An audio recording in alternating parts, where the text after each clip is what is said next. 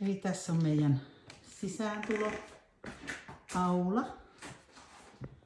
Ja täällä on kierivideolla sitten tää alakerta, mutta tässä on tää meidän alakerran aula. Ja sitten lähdetään kulkemaan tonne yläkertaan. Ne tällaiset jykerät portaat. Ja me saavutaan tänne yläkertaan, missä on majoitustilat ja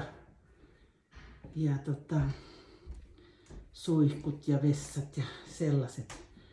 Tässä on tällainen yksi isompi tila, mikä me aikanaan ajateltiin, että tää voi toimia jonkunlaisena kokoontumistilanakin, mutta nyt se on vähän tällaisena olohuoneena. Ja täällä on sitten käytävältä avautuu nämä majoitustilat.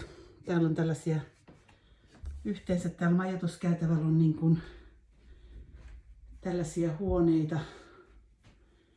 Nämä on identtiset aina kumpaankin suuntaan. Tuolla on toinen vastaava.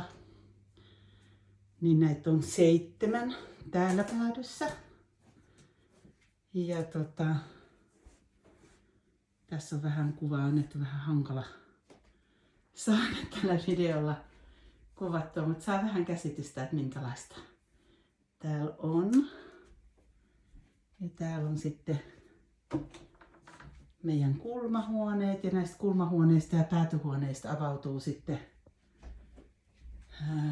ovet tänne meidän päätyterassille, missä on myös mahdollisuus sitten viettää aikaa. Se on vähän saa niin kuin ilta-auringon suunta.